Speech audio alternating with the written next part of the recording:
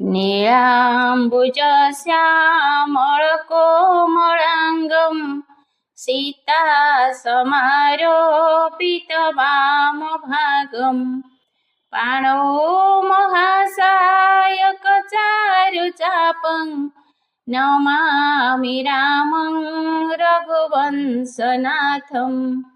ॐ नमो भगवते वासुदेवाय।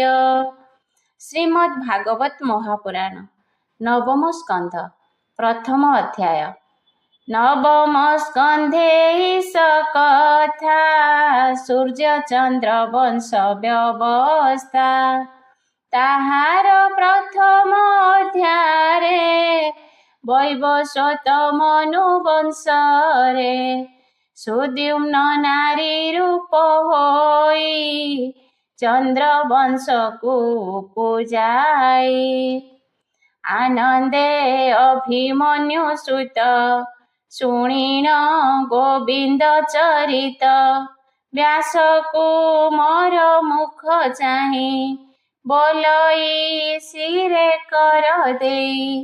राजा परीक्षित उवाच भमुनि मनंतर कथा कहिल सकल व्यवस्था जे मनंतरे जे बादेही धर्म रक्षणे भावग्राही अनंत जाहार महिमा के जानी पारे गुण सीमा तुम्भे कहिल मुहि शुणी विष्णुर महिमा प्रमाणी द्रविड़ेश्वर सत्यव्रत से राज ऋषि दैवत अतीत कल्पांतरे थिला भावे से विष्णु को भेटिला नित्य गोविंद पाद ध्याई विष्णुर तहु शिक्षा पाई पुणी से सृष्टि आदि काले के मन्ते वैवस्वत कूले वैवस्वत मनु होई जन्म लभिला देह बही पुणी ताहार बीजे जात केते बा होइले कसुत इच्छा को आदि जेते सुते राजा होइले जगते एणु आदित्य कूले जेते कहिबा वंशानुचरिते जाहार वंशे जेबा होई ए भूमि तले देह बही जेबा चरित कले जेते भमुनि कह मग्रते मते संकट उधर मु तुम्भ चरणे किंकर भूत भविष्य वर्तमाने संपूर्ण वंशानुकीर्तने जेबा जगते कला जाहा कहिबा मते जेबे दया सुत उवाच एमन्ते ऋषि गण मध्ये उत्तरा सुत अनुवादे शुणी आनंदे कृतकृत्य कहन्ति व्यासंकर सुत श्री शुक उवाच शुण परीक्ष नरनाथ आदित्य वंशानुचरित हरि महिमा प्रमित के अबा कथने समर्थ संक्षेपे कहिबई तोते मु जोग बळे जाने जेते ए भूमि मध्ये देह बही सते बरसे के बा कही रविर वंशे नृप जेते जे जहा कले जगते भकत शिष्य हा कही एबे तू शुण चित्त देई जे बाऊ पूजे जार अंशे ବୈବସ୍ୱତ ମନୁବଂଶେ। ଶୁଣ ପାଣ୍ଡବ ନରଈଶ, କଳ୍ପାନ୍ତେ ପରମ ପୁରୁଷ। ଯେ ହରି ଜଗତ କାରଣ, ଜଗତ ଆତ୍ମା ନାରାୟଣ। ପୂର୍ବେ ସେ ସଂସାର ସଂଘରି, ଜଳେ ଅନନ୍ତ ଶଯ୍ୟା କରି। ନିବିଡ଼ ଅନ୍ଧାରେ ଶୋଇଲେ, ତାହାକୁ କେହି ନ ଦେଖିଲେ। ସେ ପୁଣି ପ୍ରଳୟର ଅନ୍ତେ, ଉତ୍ତାନେ ଶୋଏ ଅନାୟାତେ। ତା ନାଭି କମଳୁ ପ୍ରକାଶ, ହୋଇଲା ହିରଣ୍ମୟ କୋଶ। ସୁବର୍ଣ୍ଣମୟ ଦିବ୍ୟ ରୂପୀ, ଉଠିଲା ମହାଜଳ ବ୍ୟାପୀ। ସେ ପଦ୍ମ କୋଶୁ ବ୍ରହ୍ମା ଜାତ, ଯାର ଶରୀରୁ ଏ ଜଗତ। ଭୂମି ଭିଆଇ ଯୋଗ ବଳେ, ବସିଲା ସମାଧି ନିଶ୍ଚଳେ। ବ୍ରହ୍ମାର ମନରୁ ବାହାର, ହୋଇଲା ମରିଚି କୁମର। କଶ୍ୟପ ତାର ତହୁଁ ଜାତ, ଯାର ମହିମା ଅପ୍ରମିତ। ଦକ୍ଷ ଦୁହିତା ବିଭା କଲା, ତା ତହୁଁ ସୂର୍ଯ୍ୟ ଉପୁଜିଲା। ସୂର୍ଯ୍ୟର ପତ୍ନୀ ସଂଜ୍ଞା ନାମ, ଅତି ସୁନ୍ଦର ଅନୁପମ।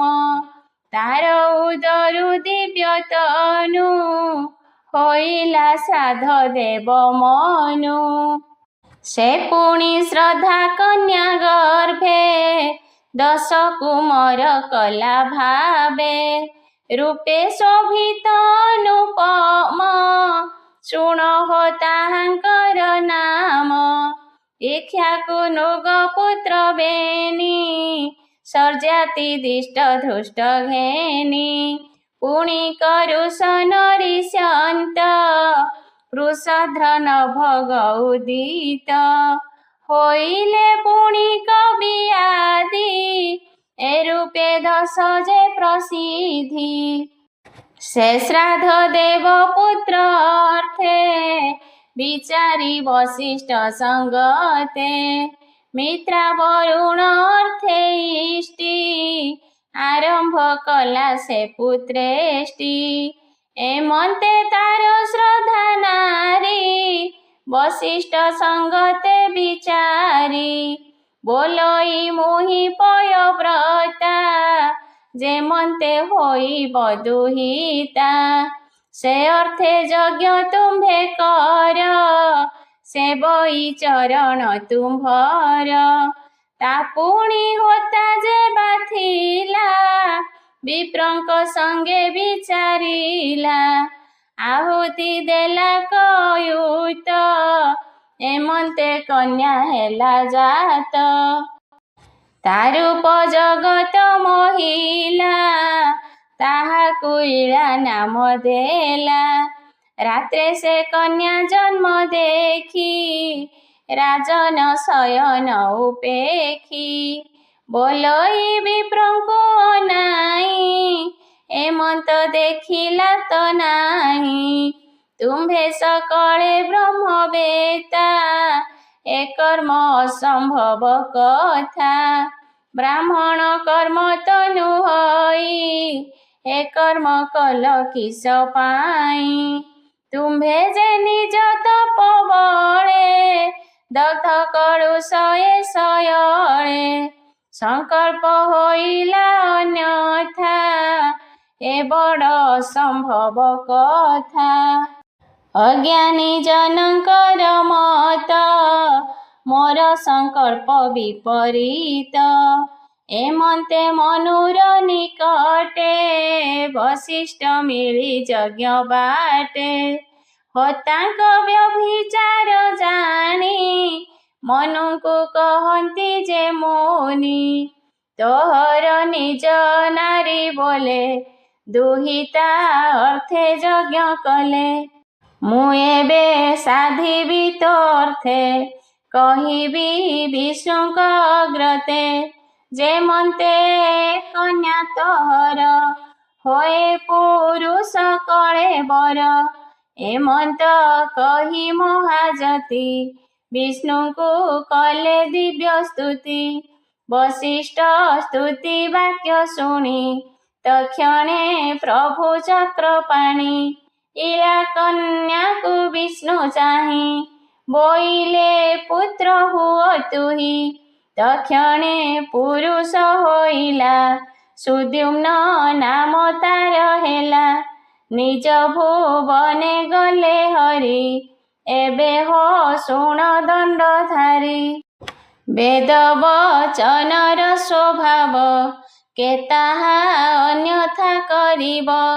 ଶୁଣ ରାଜନ ଶୁଦ୍ଧ ମନେ ସେ ମନୁ ପୁତ୍ର ଏକ ଦିନେ। ମୃଗୟା ଅର୍ଥେ ଘୋର ବନେ ପଶିଲା ହରଷିତ ମନେ। ଧନୁକୁ ଦୃଢ଼େ ଧରି କରେ ବସିଲା ଅଶ୍ୱର ଉପରେ। ସେବକ ତାହାର ସଙ୍ଗତେ ଧାଇଁଲେ ଅଶ୍ୱ ପୃଷ୍ଠ ଗତେ। ନାନା ଆୟୁଧ କରେ ଧରି ପଶୁ ଖୋଜନ୍ତି ବନେ ହେରି। ଗିରି କାନନେ ଲତା କୁଞ୍ଜେ ଖୋଜି ଅନେକ ଗିରି ପୁଞ୍ଜେ। ମୃଗ ନ ଦେଖି ଘୋର ବନେ ପଶିଲେ ଉତ୍ତର କାନନେ। ମେରୁ ନିକଟେ ଖେଦ ମନେ ମିଳିଲେ ସୁକୁମାର ବନେ। ସେ ବନେ ପ୍ରଭୁ ଶୂଳଧାରୀ ସଙ୍ଗତେ ଘେନି ନିଜ ନାରୀ। ନିରତେ ଜଡ଼ିତ ମଦନେ ଗୌରୀ ସଙ୍ଗତେ ନିର୍ଜନେ। ନିତ୍ୟ ରମନ୍ତି ସୁଖ ମନେ ଆନନ୍ଦେ ପୁଷ୍ପିତ କାନନେ। ସେ ବନେ ପଶି ମନୁ ବଳା ଅନେକ ପଶୁ ବଧ କଲା। ମୃଗଙ୍କୁ ମାରି ଅବହେଳେ ଗ୍ରାମକୁ ଆସିବାର ବେଳେ। ଅଶ୍ୱ ସହିତେ ସର୍ବଜନେ ପଶିଲେ ସୁକୁମାର ବନେ। ସର୍ବେ ହୋଇଲେ ସ୍ତ୍ରୀ ଗୁଣ ଅଶ୍ୱ ସହିତେ କୁଘଟଣ।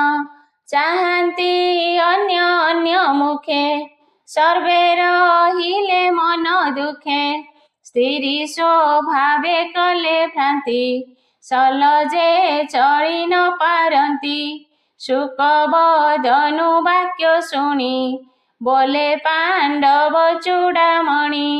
ରାଜା ପରୀକ୍ଷିତ ଉବାଚ ଭୋମୁନି ଅସମ୍ଭବ ବାଣୀ। ହୃଦୟ କମ୍ପିଲା ତ ଶୁଣି ନାରୀ ହୋଇଲେ କିସର୍ଥେ। ଏକଥା କହ ମଗ୍ରତେ ସୁଦ୍ୟୁମ୍ନ ମନୁର ନନ୍ଦନ। ପୁରୁଷ କଲେ ଭଗବାନ ସେ କିମ୍ପା କାମିନୀ ହୋଇଲା। ଅଶ୍ୱ ସହିତେ ମନୁ ବଳା କିୟ ବା ବନେ ଥିଲା ଦୋଷ। କିବା ଶଙ୍କର କଲେ ରୋଷ କିମ୍ପା ହୋଇଲେ ସ୍ତ୍ରୀ ଦେହ। ସଂଶୟ ଯାଉ ମୁନି କହ ମୁନି କହନ୍ତି ଅନୁରାଗେ। ଆନନ୍ଦେ ପରୀକ୍ଷିତ ଆଗେ। ଶ୍ରୀ ଶୁକ ଉବାଚ ଶୁଣ ହେ ଅଭିମନ୍ୟୁ ସୁତ କହିବା ତହିଁର ଚରିତ।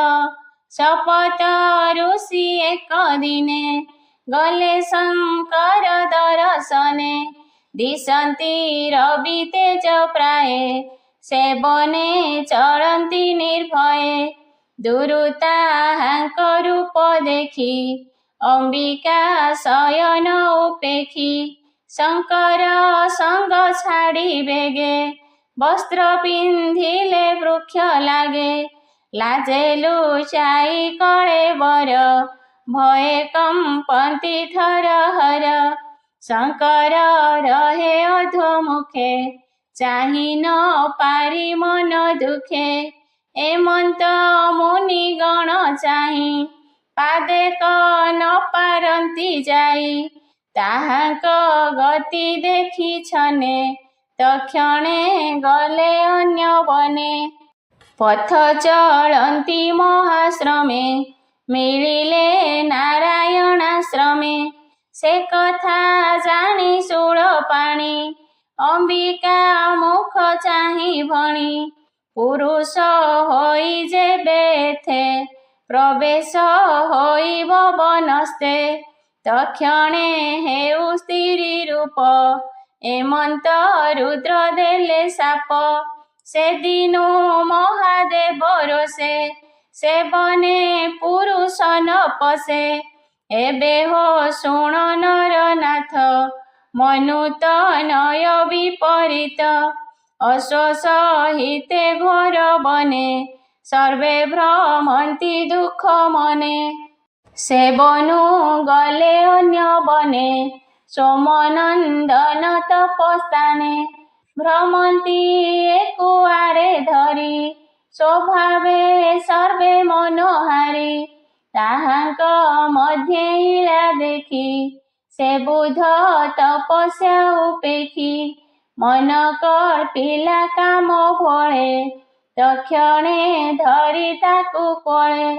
ବଳେ ରମିଲା ଚନ୍ଦ୍ରସୂତ ତକ୍ଷଣେ ହେଲା ପୁତ୍ର ଜାତ।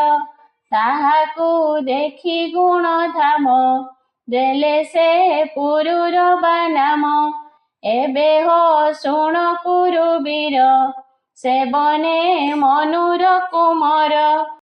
କୁଳ ଆଚାର୍ଯ୍ୟ ସୁମରିଲେ ତକ୍ଷଣେ ବଶିଷ୍ଠ ମିଳିଲେ। ତାହାର ସ୍ତ୍ରୀ ରୂପ ଚାହିଁ ସେ ବ୍ରହ୍ମ ଋଷି ଦୟା ବହି। ଯେମନ୍ତେ ପୁରୁଷ ହୋଇବ ତକ୍ଷଣେ ସେ ବି ସଦାଶିବ। ଅନେକ କଲେ ଦିବ୍ୟ ସ୍ତୁତି ଶୁଣି ସନ୍ତୋଷ ପଶୁପତି।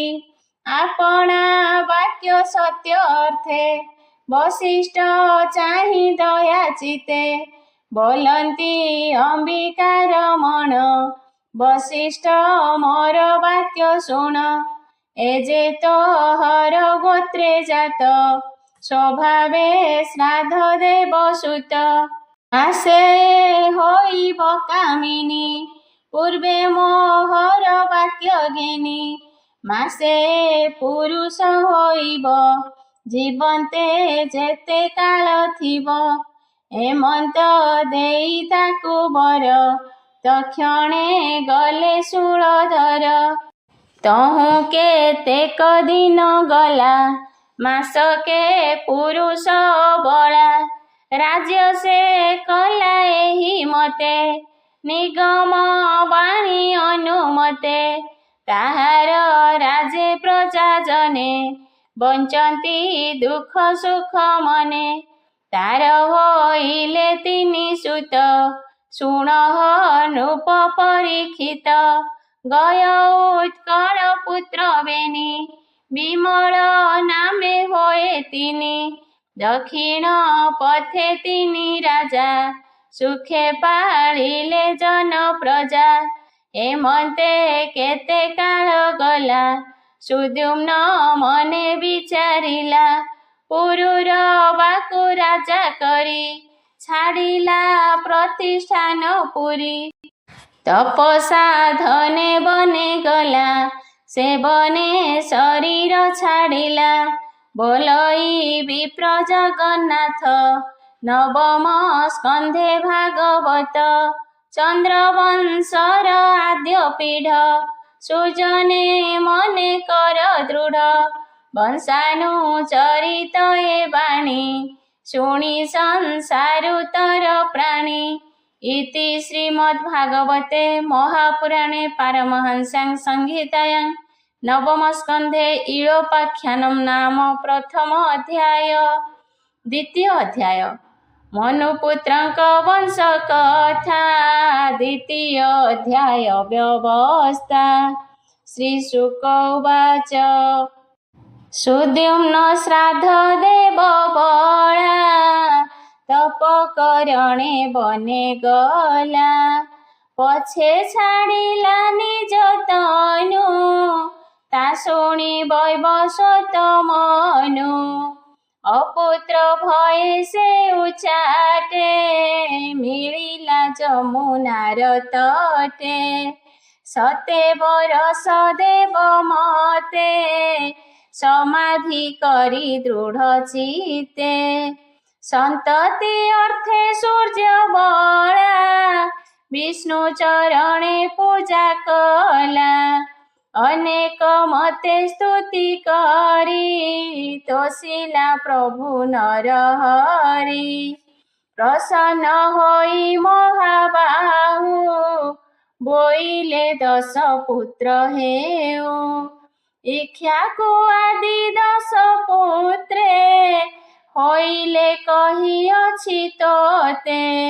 ସେ 10 ପୁତ୍ର ମଧ୍ୟେ ଏକ, ବୃଷଧ୍ର ନାମେ ସୁବିବେକ। ବଶିଷ୍ଠ ବାକ୍ୟେ ଗୋରୁ ପାଳେ, ରାତ୍ରେ ବିରାସନେ ନିଶ୍ଚଳେ। ହେମନ୍ତେ ଏକ ଦିନ ରାତ୍ରେ, ମେଘ ଅନ୍ଧାର ବୃଷ୍ଟିପାତେ। ଜନ୍ତୁଙ୍କ ଘୋର ନିଦ୍ରା କାଳେ, ଶାର୍ଦୂଳ ମିଳିଲା ଗୋକୁଳେ। ଆଘ୍ରାଣେ ତାର ବାସ ପାଇ, ଭୟେ ଉଠିଲେ ସର୍ବଗାଇ। ଭ୍ରମନ୍ତି ଇତସ୍ତତ ହୋଇ, ବ୍ୟାଘ୍ର ଧଇଲା ଏକ ଗାଈ। ବେଗେ ଚାପିଲା ନଖ ଦାଢ଼େ, ପୁଣି ଆକର୍ଷି ପୁଣି ଛାଡ଼େ। ସେ ଗୋରୁ ଭୟେ ରାବ କଲା, ତା ଶୁଣି ଉଠି ମନୁବଳା। ତୀକ୍ଷ୍ଣ ଖଡ଼ଗ ହସ୍ତେ ଘେନି, ନିବିଡ଼ ଅନ୍ଧାର ରଜନୀ। କପିଳା ଗୋଷ୍ଠେ ଥିଲା ଶୋଇ, ଅନ୍ଧାରେ ବାରି ନ ପାରଇ। ଶାର୍ଦୂଳ ବୋଲି ତାର ଶିର, ଛେଦିଲା ମନୁର କୁମର। ଖଡ଼ଗ ଶିଖା ବ୍ୟାଘ୍ର ମୁଣ୍ଡେ, ପଡ଼ି ଛିଡ଼ିଲା କାନ ଖଣ୍ଡେ। ବ୍ୟାଘ୍ରର ମୁଣ୍ଡ ହୋଇ କ୍ଷତ, ପଥେ ବରଷିଲା ରକତ। ବୃଷଧ୍ର ଜାଣେ ବ୍ୟାଘ୍ର ମଲା, ଏମନ୍ତେ ରଜନୀ ପାହିଲା। ବଭ୍ରୁ ମରଣ କଥା ଶୁଣି, ବଶିଷ୍ଠ କୋପ ମନ ପୁଣି। ମିଳିଲେ ବୃଷଧ୍ର ସମୀପେ, ତାହାକୁ ଶାପ ଦେଲେ କୋପେ। ତୁ ଯେ ବୋଲାଉ କ୍ଷତ୍ରି ଦେହ, ଏବେ ତୁ କର୍ମେ ଶୂଦ୍ର ହୁଅ। ହେମନ୍ତେ ଗୁରୁ ଶାପ ପାଇ, କପାଳେ କରାଞ୍ଜଳି ଦେଇ। ଗୁରୁଙ୍କ ଠାରୁ ଶିକ୍ଷା ଧରେ, ଊର୍ଦ୍ଧ୍ୱରେ ତରେ ତପ କରେ। ବିଷ୍ଣୁର ଚରଣ କମଳେ, ସମାଧି କରି ଯୋଗ ବଳେ।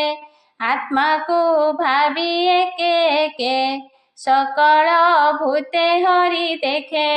ନିଗ୍ରହ କରି ଇନ୍ଦ୍ରିଗଣେ, ନିଶଙ୍କେ ନିର୍ଜନ ଅରଣ୍ୟେ। ଯେବା ମିଳଇ ଯେତେବେଳେ, ସେବକ୍ୟ କରେ ସନ୍ଧ୍ୟା କାଳେ। ଶରୀର ଆତ୍ମାର ସଂଯତେ, ଜଡ଼ ବଧିର ଅନ୍ଧ ମତେ। ଭୂମି କରଇ ପର୍ଯ୍ୟଟନ, ଏମନ୍ତେ ଗଲା କେତେ ଦିନ। ଯହୁଁ ହୋଇଲା ଗ୍ରୀଷ୍ମ କାଳ, ବିପିନେ ଉଠିଲା ଅନଳ। ସେ ଅଗ୍ନି ମଧ୍ୟେ ଦେହ ଦେଲା, ତକ୍ଷଣେ ଗୋବିନ୍ଦେ ପଶିଲା। ତା ଦେଖି ତାର ସାନ ଭାଇ, ବିଷୟା ରସେ ନ ରସଇ। ରାଜ୍ୟ ବିସର୍ଜି ବନ୍ଧୁ ମେଳେ, ପଶିଲା ଅରଣ୍ୟ ଗହଳେ। ନିରତେ ନାରାୟଣ ପାଦେ, ଭକତି କଲା ଅପ୍ରମାଦେ। ଅନ୍ତେ ପଶିଲା ହରିଠାରେ, କିଶୋର ବୟସ କାଳରେ। କରୁଷ ତହୁଁ ଯେତେ ସୁତ ରାଜା ହୋଇଲେ ବଳବନ୍ତ ସ୍ୱଭାବେ ବ୍ରହ୍ମଣ୍ୟ ଧାର୍ମିକ ନିରତେ ବିଷ୍ଣୁର ସେବକ ଉତ୍ତରା ପଥେ ହୋଇ ରାଜା ଧର୍ମେ ପାଳିଲେ ଜନ ପ୍ରଜା ଧୃଷ୍ଟରୁ ଧାଷ୍ଟ୍ର କ୍ଷତ୍ରି ହୋଏ ସେ ନ ପଡ଼ିଲା ମାୟା ମୋହେ ନିରତେ ଜ୍ଞାନ ଭାବେ ଜାଣି ପୂଜିଲା ପ୍ରଭୁ ଚକ୍ରପାଣି ହରି ଭକତି ଭାବ ଭୋଳେ ବସିଲା ସମାଧି ନିଶ୍ଚଳେ ନୃଗର ପୁତ୍ର ଯେ ସୁମତି ସୁମତି ପୁତ୍ର ଭୂତ ଜ୍ୟୋତି ବସୁ ଯେ ତାହାର ସନ୍ତତି ସ୍ୱଧର୍ମେ ପାଳଇ ସେ କ୍ଷିତି ପ୍ରତୀକ ବସୁ ତହୁଁ ଜାତ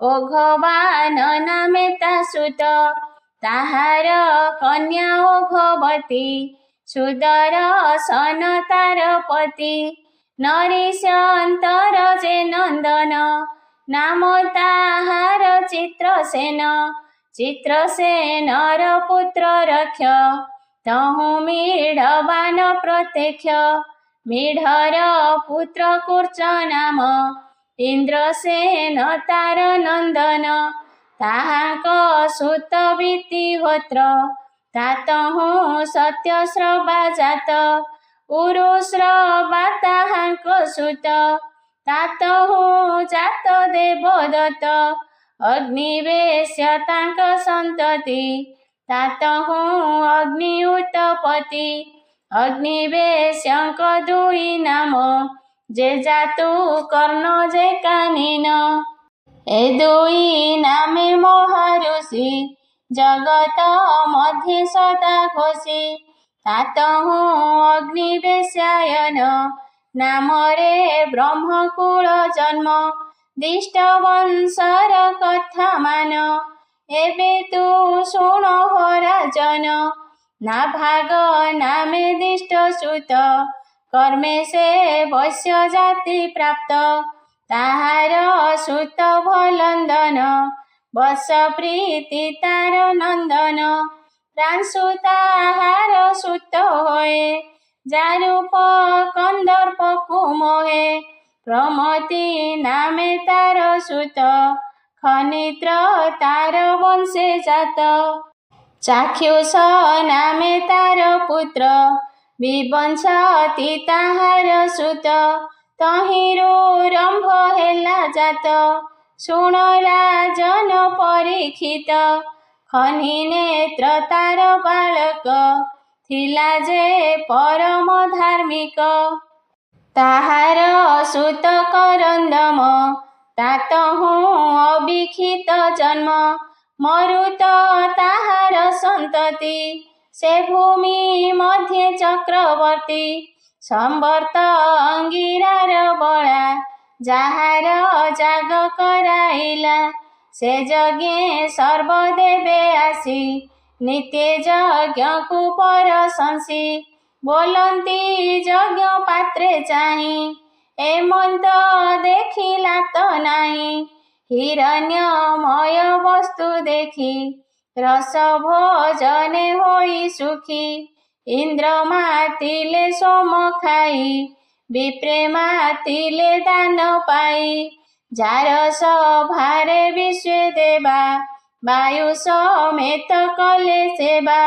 ମରୁତ ସୁତ ଦମ ନାମ ଜଗତ ରୂପ ଦେଖେ ସମ ରାଜବର୍ଦ୍ଧନ ତା ନନ୍ଦନ ତାର ସୁଧୃତି ଅନୁପମ ସୁଧୃତି କୁମାର ସୌଧୃତି ନର ନାମରେ ସେଉ ଖ୍ୟାତି କେବଳ ତାହାର ନନ୍ଦନ ତାହାର ପୁତ୍ର ବନ୍ଧୁମାନ ତାର କୁମର ବେଗବାନ ବନ୍ଧୁ ଯେ ତାହାର ନନ୍ଦନ ତାର ତନୁଜ ତୃଣ ବିନ୍ଦୁ ତାରୂପେ ପଟାନ୍ତର ଇନ୍ଦୁ ତାହାର ପତ୍ନୀ ଅଳମ୍ବୁଷା ଅପ୍ସରା ଗଣେଶେ ପ୍ରଶଂସା ତା ଗର୍ଭେ ଇଡ଼ ବିଡ଼ା ଜାତ ବିଶ୍ରବା ମୁନି ଚାରକାନ୍ତ ବିଶ୍ରବା ଇଡ଼ ବିଡ଼ା ଗର୍ଭେ କୁବେର